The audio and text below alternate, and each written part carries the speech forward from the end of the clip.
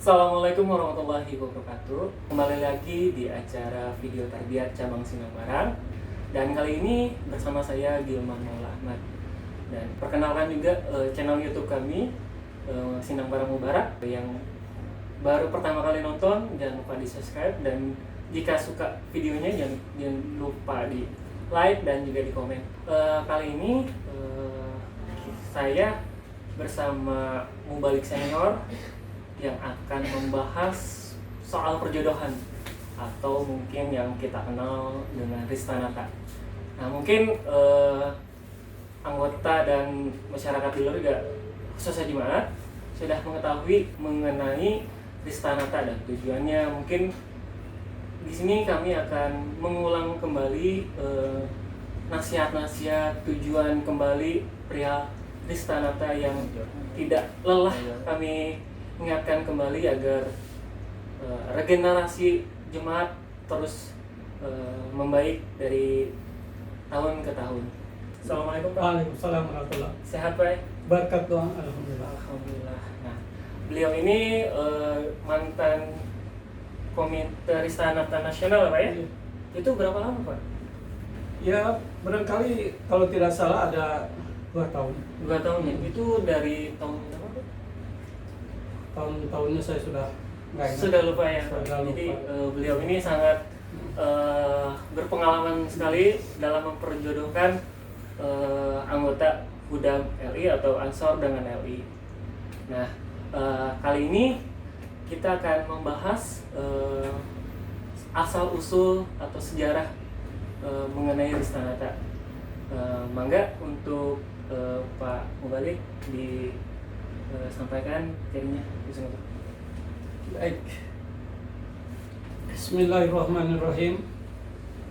Assalamualaikum warahmatullahi wabarakatuh. Waalaikumsalam.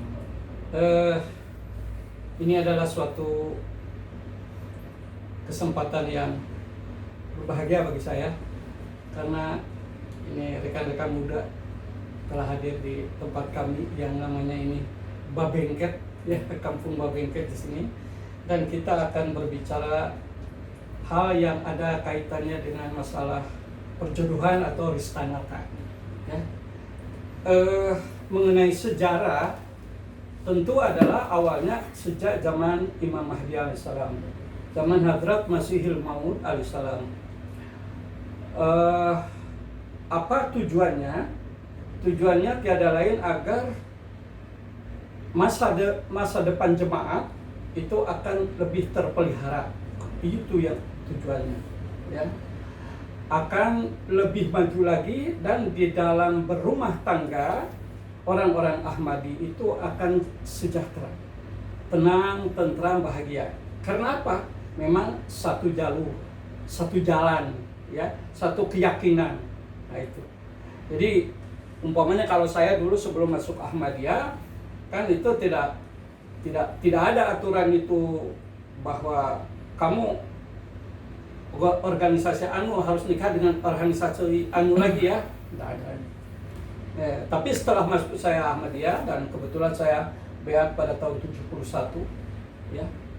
Kemudian setelah itu langsung diperkenalkan oleh orang-orang Ahmadiyah di Bogor. Di antaranya yang memperkenalkan kepada saya adalah almarhum Bapak Imam Sulaiman, kemudian almarhum Bapak Adnika, ya, itu semua memperkenalkan kepada saya bahwa kalau sudah beat nanti jodohnya juga katanya, ya, jangan cari dari luar, harus dari Ahmadiyah lagi. Jadi saya juga berpikir, kok sedangkan saya punya pacar, kan, sudah punya pacar di Jakarta dulu, memang saya mau dinikahkan, saya bingung juga. Jadi di dalam jemaat ini ada 2 hal yang berat bagi saya untuk merubahnya. Pertama, yang berat itu adalah menghilangkan rokok. Saya rokok itu 1 hari 60 batang. 60 batang 3 bungkus Komodor, ya. Jadi sulit banget gitu, dan tapi alhamdulillah karunia Allah Ta'ala yang bersejarah itu adalah di KPA Raksaputra. Itu saya berhenti merokok di situ. Sinangbarang. Iya, Sinangbarang. Itu sejarah sampai sekarang, kan itu belum dirubah Raksaputra. sejarah luar biasa bagi saya. Itu ini moto-moto lagi sebenarnya. Kemudian yang kedua yang berat itu istri. Nanti katanya harus dari Ahmadiyah lagi. Sedangkan saya direncanakan akan dinikahkan di Jakarta. Sudah ada calonnya, ya segala macam lah. Nah di situ, tapi dengan perjuangan, dengan karunia Allah Ta'ala, rokok akhirnya bisa berhenti. Dan kemudian masalah ini juga saya bisa terus terang kepada ya orang tua dia yang mau ditikahkan ke saya terus terang. Saya sudah masuk di organisasi keagamaan, yaitu organisasi Ahmadiyah. Jadi mungkin saya tidak bisa kembali ke sana. Nah, itu memang cukup menyedihkan pada waktu itu.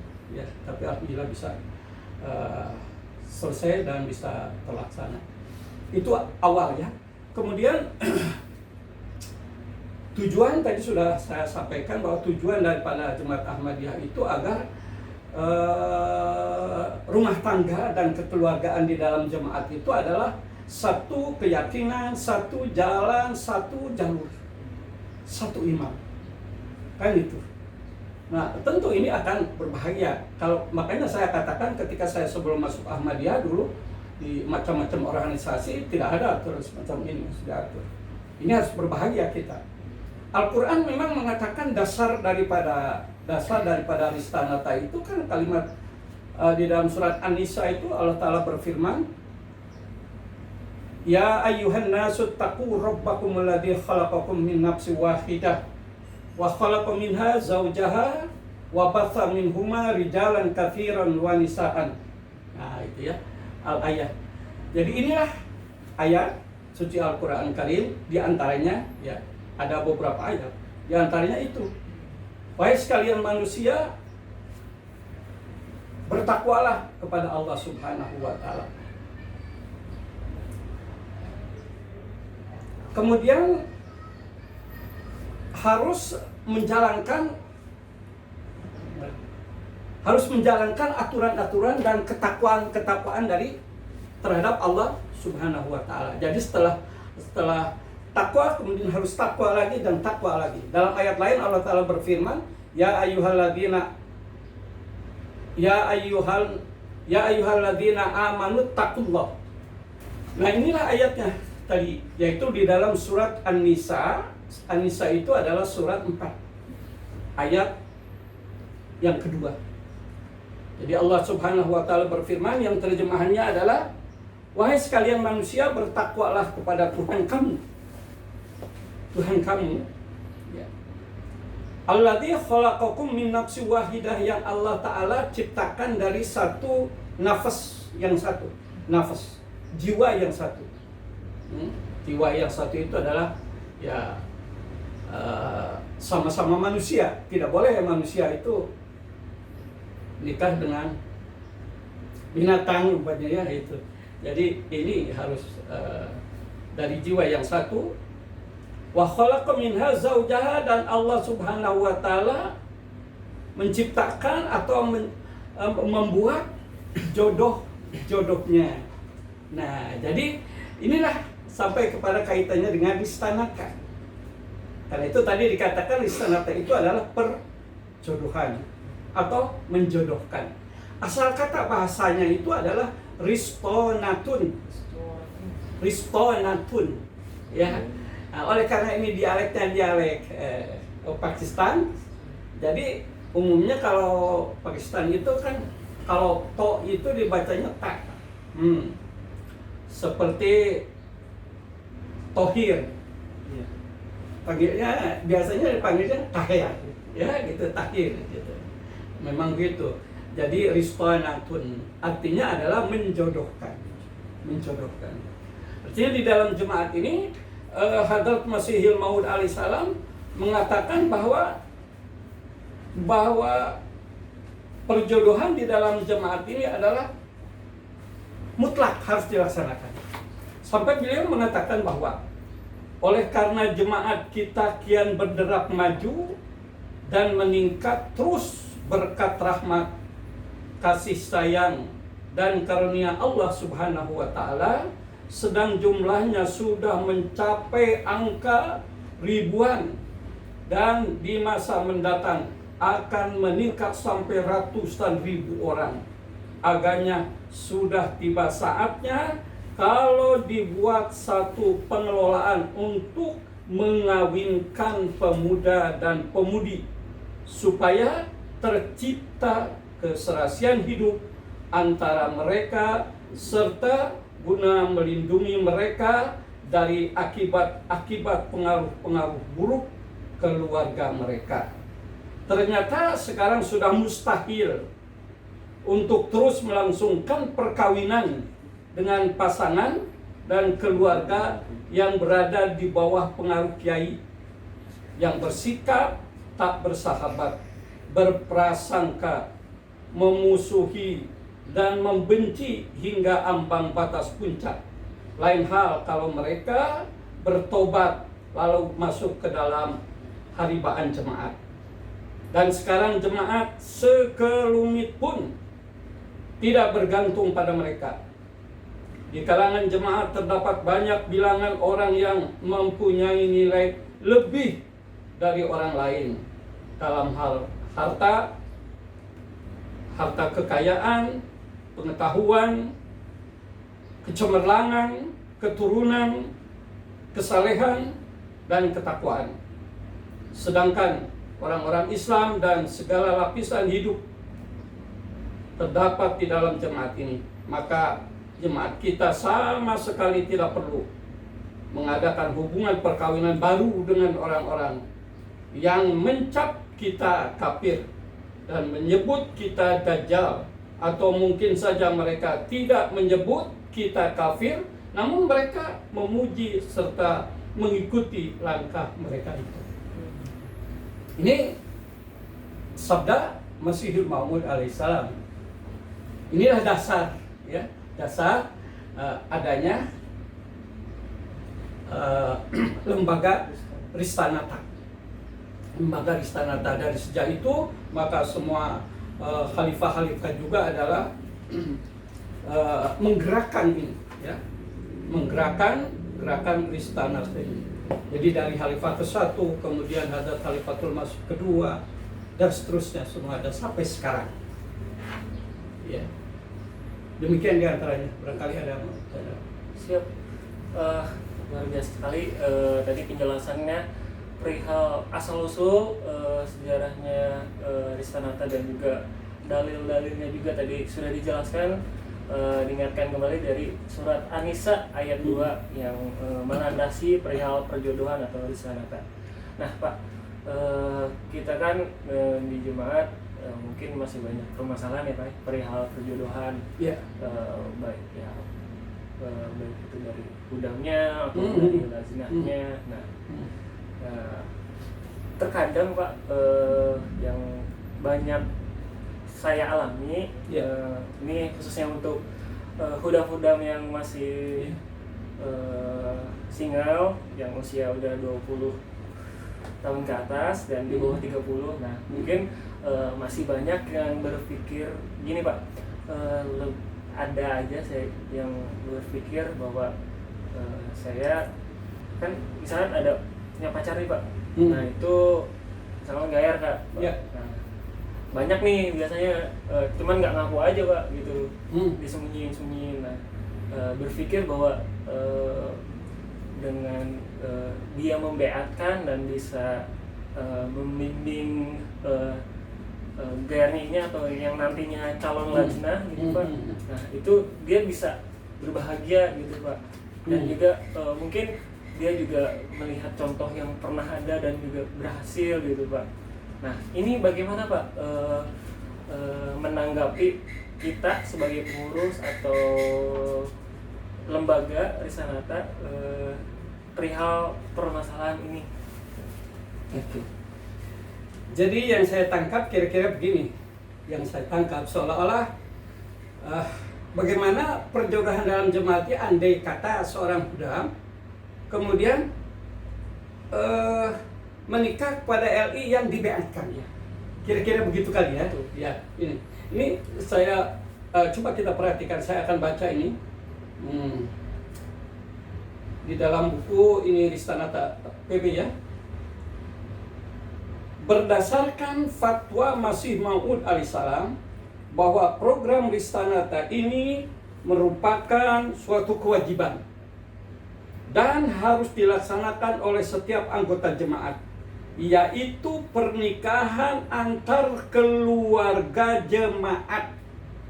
Ya, pernikahan antara keluarga jemaat, bukan antar anggota jemaat. Kan terjawab tadi, kalau membeatkan itu hanya dia aja jemaat, tapi keluarganya. Nah, jadi yang diharapkan, yang diinginkan di dalam jemaat itu adalah bukan pernikahan antar jemaat. Jadi pernikahan antar keluarga jemaat. Dia jemaat, ibunya jemaat, bapaknya jemaat, paling tidak itu ibu bapaknya jemaat. Ya, saya ngasih ingat, ya ini mah karena anak saya yang apa-apa dibicarakan, tapi tidak usah disebut namanya. Dia ketika masih di IPB, ya bawa-bawa gadis gitu ya, gadis. Wah, saya sudah sebagai orang tua sudah wah ini mulai dekat-dekat ini dia. Gitu. Ya gair lah gitu ya, sama-sama mahasiswa. Itu karena saya ada kecurigaan, saya panggil, kemudian saya kasih tahu kepada yang gadis ini, yang perempuan ini, bahwasanya kami ini adalah orang Ahmadiyah. Bahwa kami ini adalah orang Ahmadiyah yang mempunyai peraturan bahwa orang Ahmadiyah itu harus nikah lagi dengan keluarga Ahmadiyah. Jadi saya sampaikan kepada yang yang gair itu ya, gadis itu, bahwa kami ini adalah orang Ahmadiyah. Kami orang Ahmadiyah.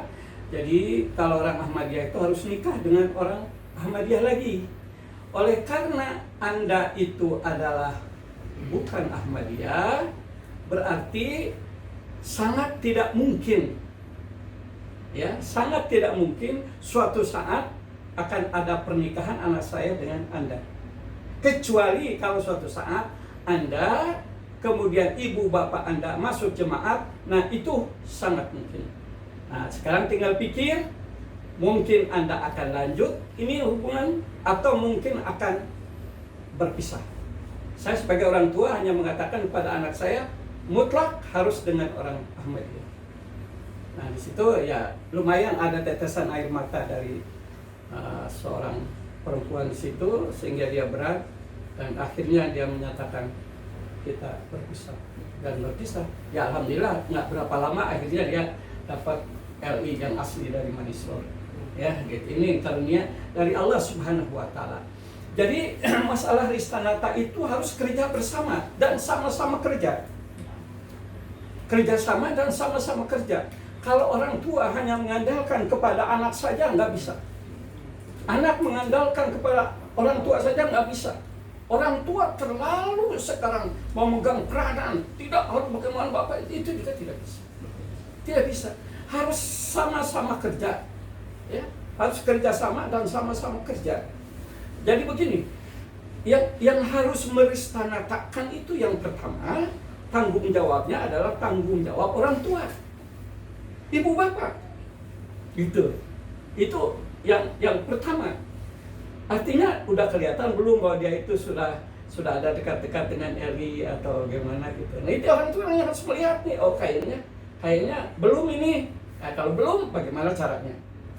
Ya, kalau belum bagaimana caranya? Ya, tentu adalah orang tua yang mencarikan dan minta tolong. Boleh minta tolong kepada Pak Mubali, boleh minta tolong kepada Bapak Ketua, kan ya, atau Sekretaris Ristanata sendiri.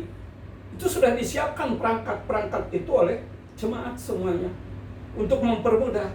Nah, kemudian ada juga yang barangkali pemudanya hanya ya apa istilahnya, apa ego atau bagaimana, akan rumah tangga saya kok.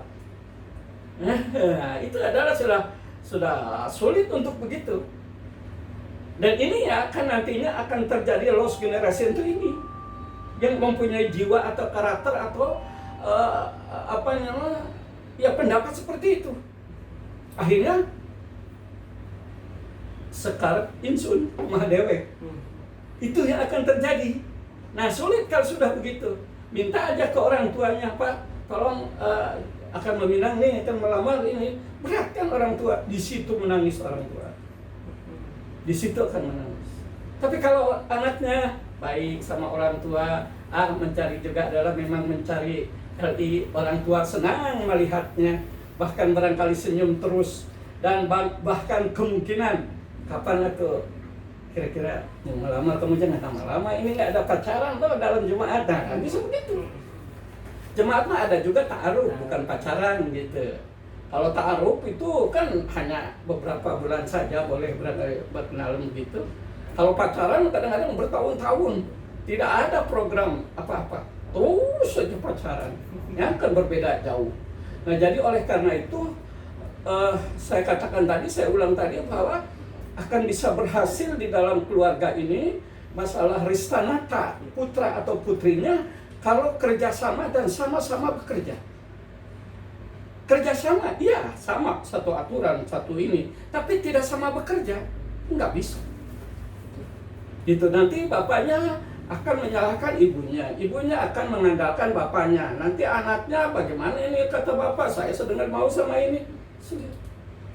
Tapi kalau sama-sama, insya Allah tidak akan ada itu namanya nanti ya percekcokan insya Allah dalam rumah tangga dan lain sebagainya. Tidak, karena Rasulullah ini ada hadis. Rasulullah Shallallahu Alaihi Wasallam mengatakan bahwa tunkahul mar'ati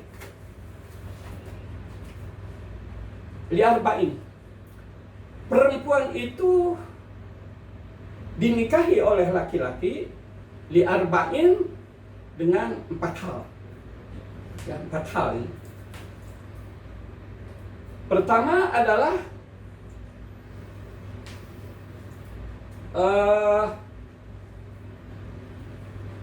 lima liha. Seorang laki-laki itu menikah perempuan karena melihat harta dari si gadis ini banyak. Wah, hebat. Hartanya, wah saya juga nanti bisa ikutlah nimbrung nih di hartanya. Siapa tahu dibelikan mobil, nah gitu. Ke sana. Kemudian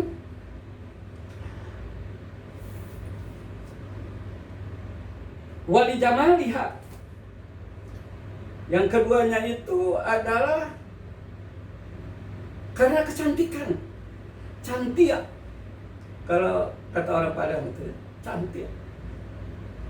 Ya. Kalau kata orang Sunda itu gelis kawanti-wanti, endah kabina-bina. Ya. Ah gitu. Ya, cantik. Karena cantik, nah udahlah saya nggak mau ke siapa-siapa. Ini pasti. Dia nggak pikir. Padahal orang Ahmadiyah harus berpikir pasti ini, tapi jemaat bukan ya. Nah, itu harus berpikirnya ya. Jadi yang kedua karena cantiknya, yang ketiga adalah lima liha karena wali nasabiha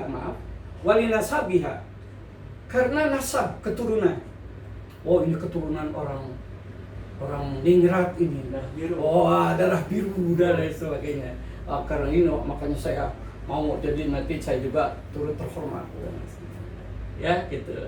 Nah, kemudian yang keempatnya kata Rasulullah adalah lidiniha karena agamanya. Nah, maka Rasulullah Shallallahu Alaihi Wasallam menganjurkan adalah bahwa fadbal bizatidin, ambillah karena agamanya. Taribat yadak, kalau tidak tangan akan berlumuran. Kalau tidak mengambil karena agamanya, atau kalau kita karena jemaatnya, ya. Kalau tidak, nanti tanganmu akan berlumuran. Artinya hidup dalam rumah tangga itu tidak akan tentram. Tidak akan tentram. Satu ke masjid, satu ke pasar, satu muawanah, satu kemana. Ya namanya juga bukan. Karena dengan gaya kan. Gitu. Nah inilah yang tidak diharapkan. Jadi anjuran Nabi adalah perhatikan agamanya supaya tenang, tentram dan bahagia. Inilah tujuan dari adanya ristanata itu. di dalam jemaat ini. Din itu adalah aturan, tata cara, ya. Nah, jadi oleh karena itu insya Allah jika kita para pemuda akan memperhatikan ini, para orang tua akan memperhatikan ini, kemudian para RI juga akan memperhatikan ini semua, tidak akan ada itu namanya sekarang kedengaran ada loss generasian, itu tidak akan ada. Tidak, mau ada bagaimana? Dan semuanya juga adalah itu tadi kerjasama dan sama-sama bekerja. Ya, jadi mudah-mudahan saja kita ini semua yang sudah tahu dan sudah mendengar di dalam jemaat, baik orang tuanya, ya ibu bapak, maupun adalah anak-anaknya, putra putrinya itu juga sendiri, nah harus menyadari dan mengamalkan. Sudah jangan ragu lagi lah, jangan ragu lagi, jangan jadi pertimbangan, aduh mendingan gaer itu yang kaya itu sudah jangan lagi, pokoknya cut aja, jangan. Baru itu insya Allah siap.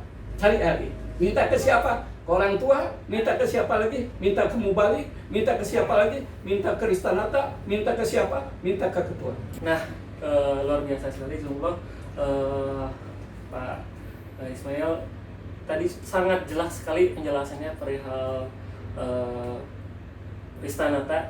Jadi jangan pernah ada pemikiran sedikit pun, secuil pun, selintas pun mungkin jangan pernah ada untuk kita mencoba atau menjajal mendekati dengan gair gitu lah, baik huda mau lazna, walaupun itu bikin kita sangat nyaman, kita sukai, kita cintai, lebih baik kita taat terhadap nizam khalifah.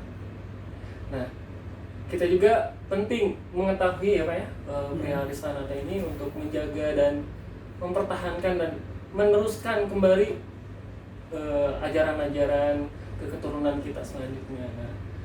Nah, sebenarnya Ristanata ini banyak sekali yang akan kita bahas. Jadi ini baru saja permulaan dari episode pertama mungkin ya. Nanti kita akan bahas lagi Pak perihal permasalahan-permasalahan yang ada di anggota perihal Ristanata. Itu banyak banget permasalahan. Contoh kayak pernikahan, mempermasalahkan soal ekonomi, kan? Itu bagaimana cara menanggapinya kita sebagai pengurus dan juga kita yang mungkin mengalami hal tersebut itu bagaimana, atau perceraian juga Pak, itu mungkin penting juga untuk kita bahas selanjutnya. Harus. Ya Pak ya, sangat banyak sekali materi yang akan kita sampaikan nanti. Nah, untuk saat ini pada episode pertama Ristanata kita cukupkan terlebih dahulu. Ya, mohon dicatat kembali dan disimak apa yang sudah disampaikan tadi perihal alasan Ristanata itu bagaimana dan nasihat Masih Maud bagaimana. Nah, itu ditanamkan di dalam diri dan baik untuk anak dan juga untuk para orang tua ya Pak. Jadi tidak kerja sendiri, ini kerjasama, baik itu pengurus, orang tua dan si anggotanya yang ingin diristanatakan. Nah, itu mungkin dari saya. Kita akan lanjut lagi di episode selanjutnya. Sekian. Assalamualaikum warahmatullahi wabarakatuh. Waalaikumsalam warahmatullahi wabarakatuh.